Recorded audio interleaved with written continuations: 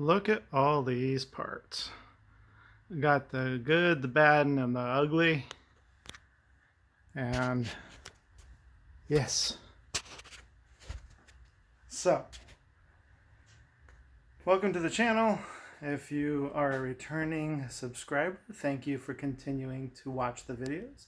If you are new to the channel, don't forget to like and subscribe if you like what you see. So today, I'm just going to kind of go over the rear brakes of an early Bronco and what I have done so far, what I am still planning to do, and some of the things I have discovered along the way. So to start with, I am working on drum brakes for the rear. I am not doing disc brakes in the rear.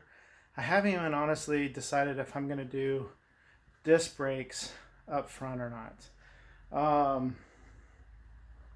Feel free to leave a comment on if I really should do disc brakes up front or if I should just go with drum brakes and just have all new parts. And so that's kind of what I'm doing right now with the rear. And some of the things you want to keep in mind when you're doing this is you want to make sure you clean up your brake area really well. Brake clean is your friend. And tools that you can use to like scrape off gunk and build up and everything around there. And let me show you what I'm talking about. So on this side's been brake cleaned and scraped and cleaned up as best as I can. Looks 100% better than it did. And if we go to the other side, we'll get to these parts soon enough.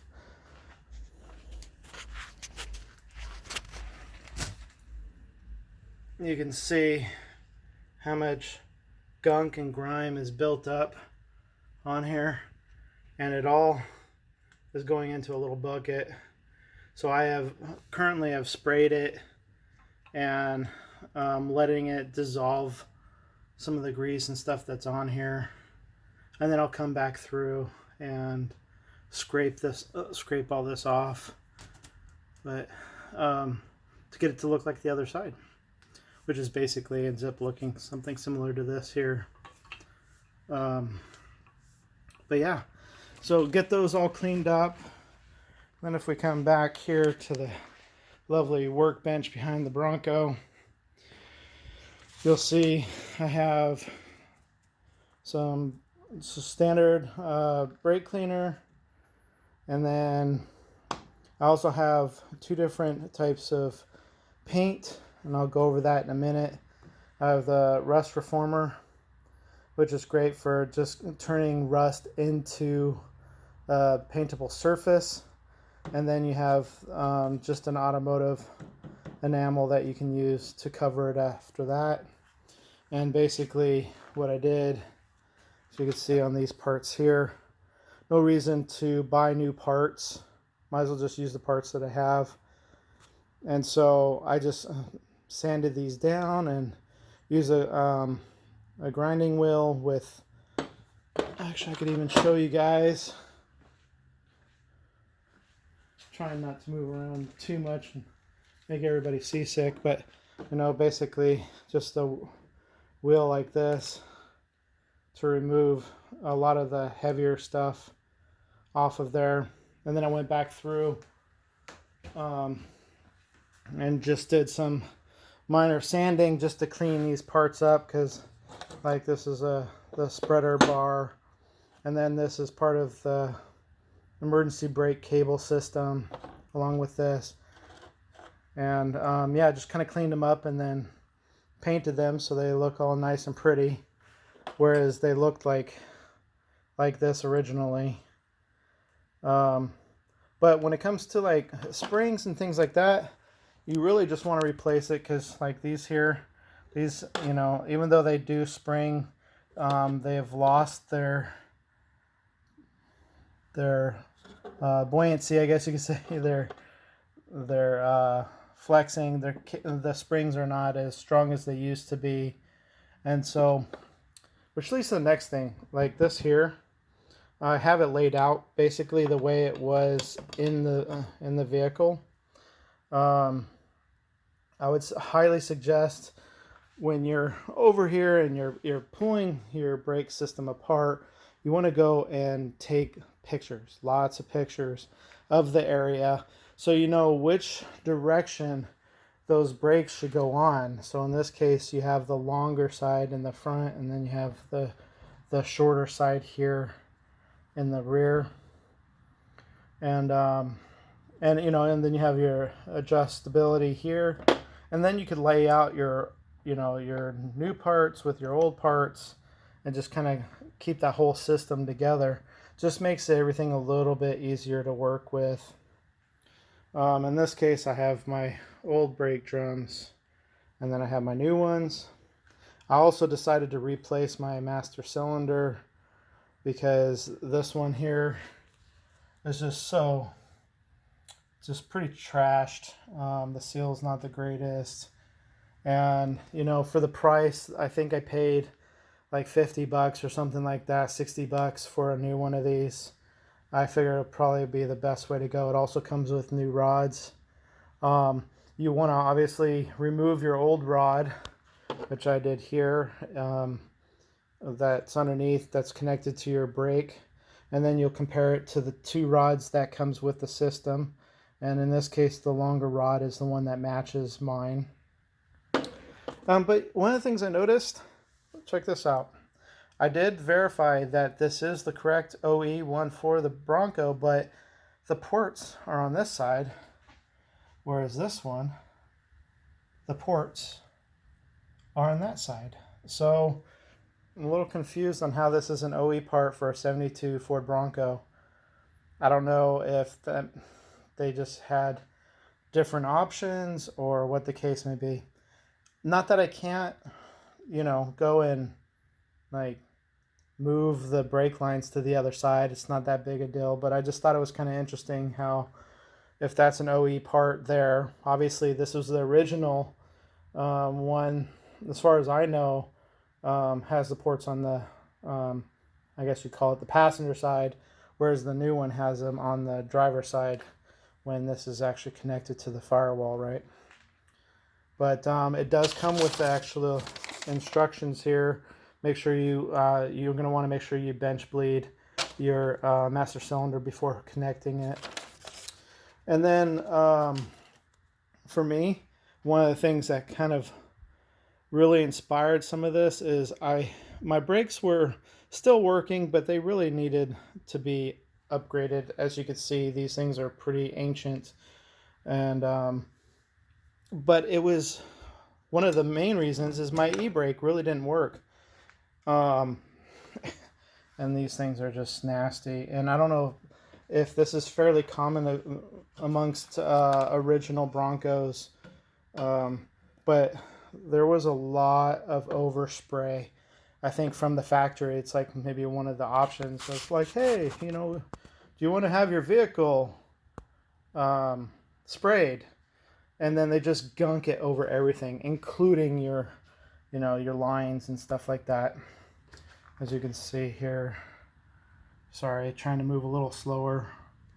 But yeah, it's just like there was like all this like actual undercoating put on here, and it just destroyed these lines. And now I have nice new ones that I'll be replacing them with, which was the primary focus of this.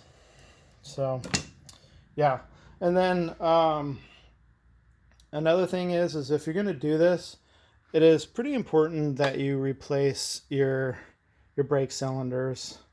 You can reuse them.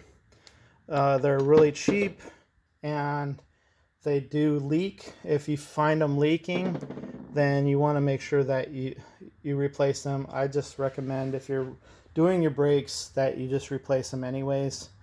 Just a suggestion. That's why it's like, oh yeah, you know, replace your springs, replace your brake cylinder when you're doing your pads. Now drums, on the other hand, you can resurface drums if you want. These drums that are here, have been around a long time, and I'm pretty sure that they, don't quote me on this, but I'm pretty sure they've already been resurfaced before. I just wanted personally to have new drums. Yeah, so any kind of springs and stuff like that, just get the kits. I got my stuff at O'Reilly's, and I had to piece it all together. I wish they had more of a bundle set. I could have went through Tom's Broncos parts to get this stuff, but I was just finding out that that was just not working out for me. They were missing some parts because of the whole COVID thing, and so I just decided I'd get stuff locally. Not to mention the fact that shipping costs and all that, it just wasn't cost effective for me. Although I'm going to warn you right now, trying to get the parts through O'Reilly's, at least for me personally, was kind of a pain. Like trying to, oh, do you have the 10-inch drums, 11-inch drums? What axle do you have? You need to make sure you have, do you have a small bearing or a large bearing axle when it comes to the rear? Because that will also help determine whether or not you have, what brake drums you have. You could also measure the brake drums to help determine that too. I'm sorry I'm jumping around a little bit. It's been a little bit since I've done a video, so sorry. But I wanted to get back and get another video for you guys. I've had a ton of issues personally with my back and stuff, so apologize, it's been a little while since I've done a video. And I have to, unfortunately change up the video because it's a lot of work to try to record video, try to do the work, getting up and down, up and down. It's really hard on my back. So I'm just going to try to do what I can to do some of the work, share some of my story, share some of the issues I've come across, and and try to answer questions, explain things that I've done or what I plan to do, and hopefully that will help you guys out and your Bronco and what you do with yours, or at least try to be a little bit entertaining enough if it's not something you do, but just enjoy these types of videos. Moving on, some of the tools is actually pretty simple. You can use screwdrivers and stuff to remove things when it comes to the brake system, but I found it easier to just I went ahead and actually bought, make sure I'm showing you guys, sorry for the quick flip around of the camera there. I just bought, it was like $10 on Amazon. I just bought a quick brake kit, and then the needle nose here I used to just pull this cotter pin. This cotter pin was for the brake pedal in order to remove the actual rod that goes into the master cylinder. So so these are basically the tools you need. You need something to actually remove the little bolts for the brake cylinders, and then you need a couple wrenches to pull the bolts off for the master cylinder. And then that's about it. And like I said, pictures are a huge thing. Oh, these here, they go on the end of your brake cylinder. Well, your new brake cylinders don't come with new ones. So I personally just going to use the ones that are already there. There's no mechanical parts, and the forks are fine. There's nothing wrong with them. And so I'll just reuse those along with the bolts that actually hold the brake cylinder and the master cylinder to their respective parts. And then I think one of the last things I wanted to cover is, you could take things to any degree you want. I mean, like I said, I decided to sand these down and paint them so that they look nicer. I'm not planning on doing anything super fancy because I want to will the crap out of my Bronco. I plan on going off-road. I plan on beating on it. So I don't need it perfect. And then these cables here, I had to buy a separate set of cables because the kit came with a shorter set. So what you want to do is you take your older one, the one that originally was there, and then you want to get your new one and measure this. It's hard to do this one-handed, but you know, and just make sure that you have the right size. The one that came with it, with the kit, was a smaller one, and this one's shorter. And I think it's because it's specifically the only real big difference in the 10-inch drum versus like the 11-inch drum is this cable, because it needs to go a longer distance, and the drum itself is the biggest thing. Otherwise, you know, these springs and the spreader bars and stuff, they're all pretty universal. So you will have to keep in mind that if you decide to piece out your or part out your brake system and order it through your local parts store to save you some shipping, and just know that, you know, you could take parts back locally or whatnot, or in this case, like Tom's Broncos, flip around real quick. Tom's Broncos didn't have all the parts in at the time when I bought these, so I just like, you know what, shipping, missing parts, I'm just gonna order stuff locally. That's about all I have for you guys today. Hope you guys enjoyed the video, and once again, if you like the video or you like the other videos and you haven't done so already, like and subscribe. It helps out the channel, and thank you so much if you made it to the end. Until next time, peace.